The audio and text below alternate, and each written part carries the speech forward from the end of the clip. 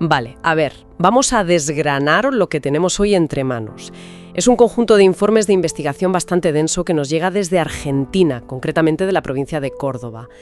Y lo que describen es, para que nos hagamos una idea, el presunto esqueleto de una trama de corrupción judicial que lo salpica todo. Hablamos de política, justicia, negocios e incluso medios de comunicación. El nombre que aparece en el centro de este huracán, como presunta cabeza ejecutora, es el de una fiscal, Juliana Erika Companys. Sí, y el reto al analizar estos documentos es entender la arquitectura de lo que describen. No es un simple caso de sobornos. Las fuentes dibujan una presunta organización criminal con un método, una jerarquía y un objetivo muy claro. Y es fundamental recalcar que todo lo que vamos a comentar se basa exclusivamente en la información que contienen estos papeles. La acusación de fondo es gravísima, que el aparato judicial, en lugar de ser un pilar del Estado de Derecho, se habría convertido en una herramienta para extorsionar, perseguir a inocentes y dar cobertura a actividades ilícitas como el narcotráfico. O sea, la inversión total de sus funciones. Caso que es especialmente duro para ilustrar su supuesto modus operandi. Hablan del ataque a varias ONGs de ayuda social en la ciudad de Villa María, como Mama Ántula, Nazaret y Vínculos. Ojo con este dato, porque aquí está la clave de todo el sistema que describen. Estas ONGs se dedicaban a sacar a jóvenes de las adicciones. Lo que relatan las fuentes son allanamientos, presuntamente sin fundamento, en los que se incautaron historiales clínicos y la medicación de estos chicos, dejándolos en un limbo terapéutico. Vamos, completamente abandonados a su suerte. Espera un momento. ¿Estamos diciendo que las fuentes afirman que una fiscalía entra en centros de rehabilitación, se lleva los tratamientos y deja a los pacientes colgados? La gravedad de eso es tremenda. Es que la acusación va incluso más allá. Los documentos afirman que este abandono forzoso provocó varios suicidios entre los jóvenes y recogen un testimonio que es una bomba. Cito textualmente: atacar a estas ONGs no es más que una forma de proteger a grupos vinculados al narcotráfico y la trata de personas. Y esto es lo que me parece fundamental. No describen una corrupción para enriquecerse y ya. Describen una corrupción que, presuntamente, limpia el terreno para que otros crímenes puedan operar. Una especie de simbiosis criminal, ¿no? La justicia no solo mira para otro lado, sino que elimina los obstáculos para el crimen organizado. Exactamente. El sistema no solo se corrompe, sino que se convierte en una herramienta activa para ellos. Y como prueba de la presunta arbitrariedad, los informes destacan la detención de la directora de una de estas ONG, Alicia Perezuti, una mujer que, según se afirma, era conocida por denunciar estas redes y cuyo caso habría llegado a oídos del Papa Francisco. El mensaje que se envía es claro, ¿no?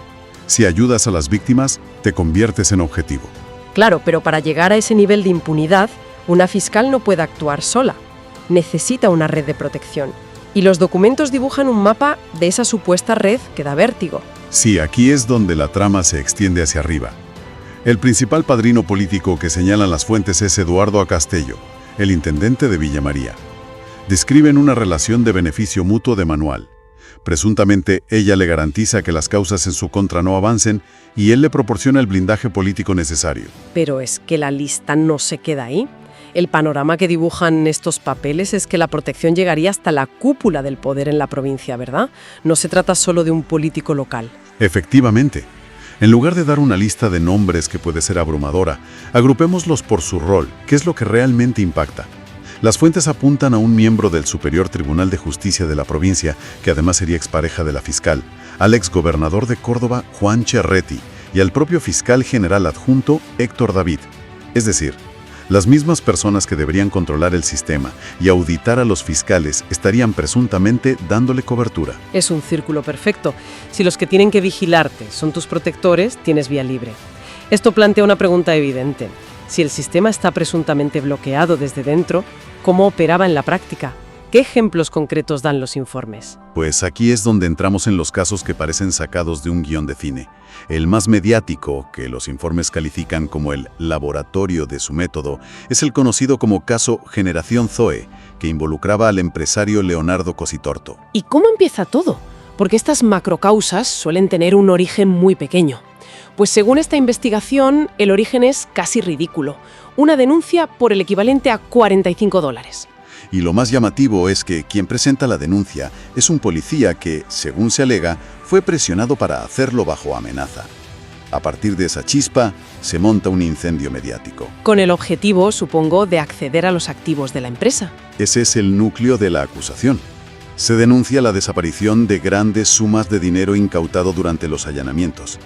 Dinero que nunca habría sido ingresado en una cuenta judicial oficial. Incluso se da un detalle muy concreto. Un presunto pago de $50,000 a la fiscal para evitar el embargo de una propiedad. Pero el colofón de este caso es surrealista. Venga, cuéntamelo. Pues que la fiscal, con la causa todavía en plena fase de investigación, presuntamente participa en un documental de Netflix sobre el caso, dando su versión de los hechos. Esto, para cualquier sistema judicial, es una anomalía gigantesca. De hecho, los documentos señalan que un tribunal superior, al ver esto, decretó la nulidad absoluta de todo el proceso. Que para que se entienda, es como si el tribunal pulsara un botón de reinicio y dijera: todo lo que ha hecho esta fiscal en este caso no vale nada. Está tan mal hecho que es como si nunca hubiera ocurrido. Exacto. Es la tarjeta roja directa. Pero lo importante es el patrón que se establece. Se fabrica una causa de alto impacto mediático. Se detiene a los implicados y una vez en la cárcel, una red de abogados supuestamente afines a la fiscalía entra en juego para extorsionarlos. Les piden dinero a cambio de mejorar su situación procesal. Los documentos lo dicen sin rodeos.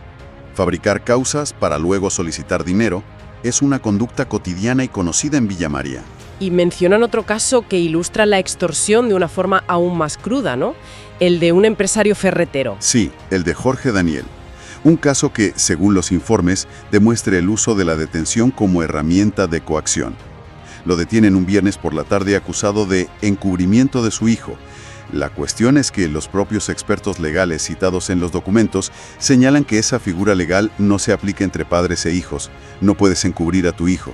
Entonces, ¿por qué detenerlo? La hipótesis que manejan las fuentes es puramente extorsiva. Se le detiene un viernes para que pase todo el fin de semana en el calabozo, aislado, y así aumentar la presión.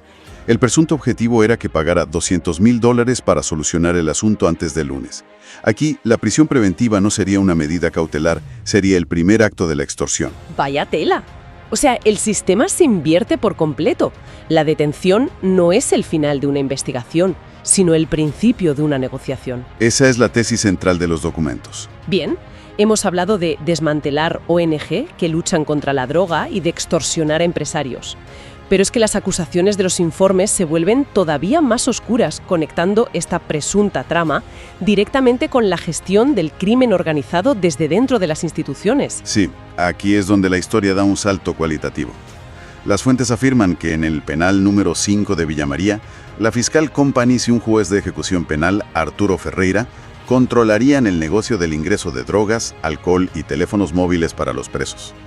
Es decir, no solo se permitiría, sino que se gestionaría como una empresa desde la propia cúpula judicial y penitenciaria. O sea que las mismas instituciones que deben combatir el crimen y rehabilitar a los delincuentes serían, según esta versión, las que lo administran entre rejas.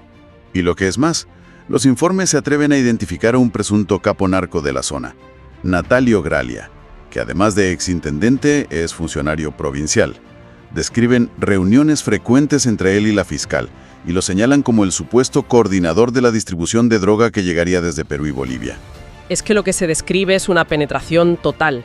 Tienes a la fiscalía, al Poder Judicial con el juez Ferreira, Botelía, a la política con Graglia y a Castelló, y al sistema penitenciario.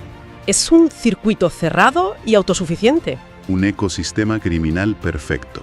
Y para que veamos hasta qué punto el sistema se protegería a sí mismo, los documentos introducen una figura de contrapunto. Un fiscal llamado Enrique Gaviria, descrito como un funcionario íntegro. Por el mero hecho de investigar estos temas, como el ingreso de drogas en la cárcel, Gaviria sería víctima de un hostigamiento constante. Lo cual es muy significativo. No se trata solo de que no haya controles, sino de que si alguien intenta aplicar un control, el sistema reacciona para neutralizarlo. Es una supresión activa de la disidencia interna. Ese detalle es clave. La existencia y el acoso a una figura como Gaviria sirve para ilustrar el supuesto cierre hermético del sistema. Refuerza la idea de que no hay fisuras. Quien intenta abrir una es expulsado o castigado. Vale. Tenemos una presunta trama criminal con protección en las más altas esferas y que castiga a los suyos si se desvían. La pregunta es, ¿cómo se mantiene todo esto en secreto? O mejor dicho, ¿Cómo se controla el relato público para que la versión oficial siempre sea la que a ellos les conviene? Aquí entra la última pata de la mesa, el aparato mediático y de propaganda. Los documentos describen una operación de comunicación muy bien engrasada en dos frentes. Por un lado, el control de los medios tradicionales locales. Se mencionan directamente al Diario de Villa María y al portal Villa María Ya. Y señalan a su director, Alexis Rivero, como una pieza más del engranaje, ¿no? Sí, lo describen no solo como el altavoz mediático de la trama, sino que lo acusan de ser testaferro del intendente a Castello.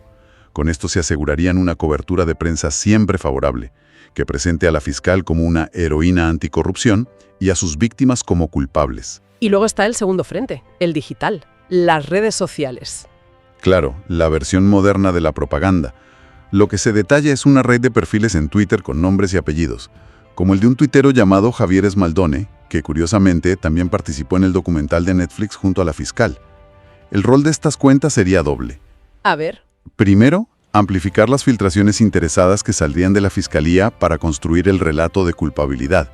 Y segundo, y esto es muy importante, usarlas como herramienta de presión. Atacar a cualquiera que denuncie la situación y enviar mensajes a los imputados y a sus familias para que sepan a qué atenerse.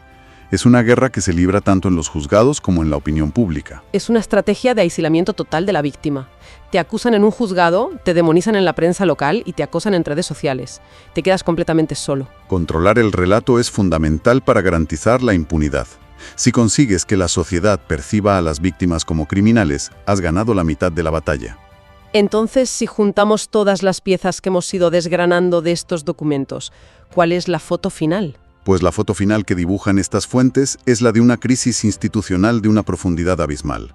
Es el retrato de un sistema de justicia que, presuntamente, ha sido secuestrado y reconvertido en su contrario, una empresa criminal. El verdadero peligro que se describe aquí no es una fiscal corrupta, sino un sistema judicial que, según esta versión, se ha convertido en su propia mafia. Se usa el mismo lenguaje: padrinos, protección, extorsión. Las fuentes no hablan de manzanas podridas, sino de un cesto podrido. Y el impacto de algo así, si se confirmara, va mucho más allá de las víctimas directas. Afecta al clima de inversión, a la seguridad de la gente, a la confianza en las instituciones, a todo. Es una erosión de la base misma del Estado de Derecho en una de las provincias más importantes de un país. Sin duda. Lo que estas fuentes describen, en última instancia, es la quiebra de la confianza. Y cuando se rompe la confianza en quienes deben impartir justicia, la estructura social empieza a resquebrajarse. Y todo esto nos deja con una última reflexión para quien nos escucha. Los documentos detallan una supuesta red con decenas de implicados en la política, la judicatura, la policía y los medios, lo que plantea una pregunta final casi irresoluble. En un sistema presuntamente tan comprometido, donde los vigilantes son parte del problema, ¿por dónde empieza la rendición de cuentas? Si los controles internos fallan, ¿qué fuerzas externas, ya sea una intervención de la justicia federal, el periodismo de investigación o la propia presión ciudadana, tienen el poder real de desmantelar una estructura de este calibre?